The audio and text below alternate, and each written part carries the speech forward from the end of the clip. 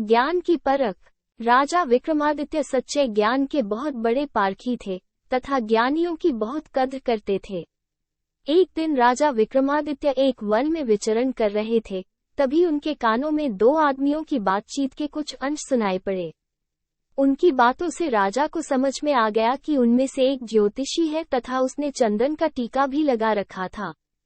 वो ज्योतिष अपने दोस्त से बोला, मैंने ज्योतिष का पूरा ज्ञान अर्जित कर लिया है और अब मैं तुम्हारे भूत, वर्तमान और भविष्य के बारे में सब कुछ स्पष्ट बता सकता हूँ। दूसरा व्यक्ति बोला, मुझे कोई रुचि नहीं है। ये ज्योतिष उस आदमी से अपने ज्योतिष ज्ञान की प्रशंसा करने लगा और बोला, तुम मेरे ज्ञान पर भरोसा करो।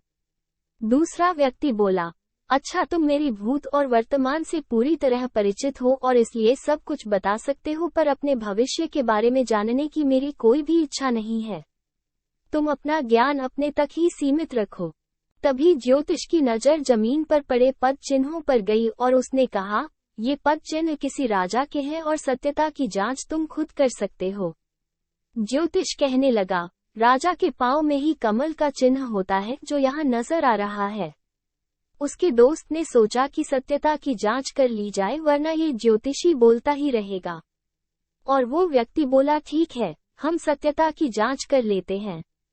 दोनों जंगल में अंदर आते गए। जहाँ पद चिन्ह समाप्त होते थे वहीं एक लकड़हारा खड़ा था तथा कुल्हाड़ी से एक पेड़ काट रहा था। ज्योतिषी ने उस लकड़हारे से उसके पांव दिखाने को कहा। जब लकड़हारे ने अपने पांव दिखाए तो ज्योतिषी का दिमाग चकरा गया। लकड़हारे के पांव पर प्राकृतिक रूप से कमल बना हुआ था। ज्योतिषी ने उस लकड़हारे का असली परिचय पूछा तो वो लकड़हारा बोला कि उसका जन्म ही एक लकड़हारे के घर में हुआ है।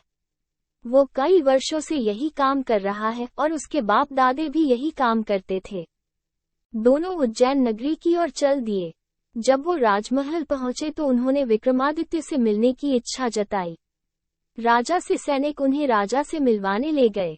राजा जब सामने आए तो उन्होंने उनसे अपना पैर दिखाने की प्रार्थना की।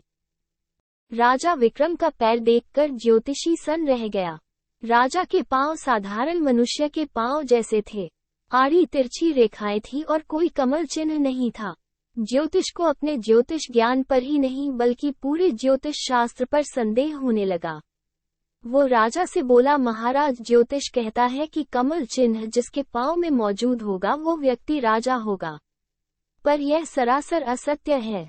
जिसके पांव पर मैंने ये चिन्ह देखा वो पुश्तैनी लकड़हारा है और दूर दूर तक उसका संबंध राजघराने से नहीं है। पेट भरने के लिए जी तोड़ मेहनत करता है तथा हर सुख सुविधा से वंचित है।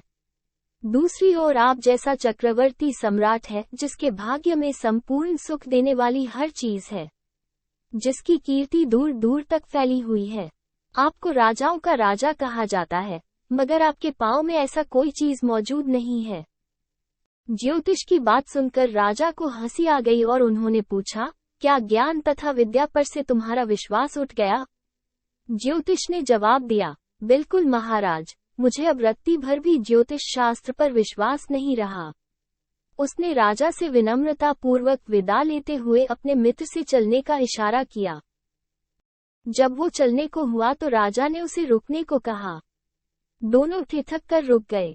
राजा विक्रमादित्य ने एक चौक मंगवाया तथा पैरों के तलवे को रगड़ने, जिससे उनके पैरों की चमड़ी उतर गई और अंदर से कमल का चिन्ह स्पष्ट हो गया।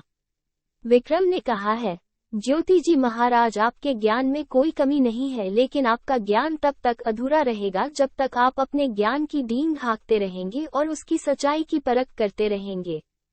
मैंने आपकी बातें सुन ली थी और मैं ही जंगल में लकड़हारे के भेष में आपसे मिला था।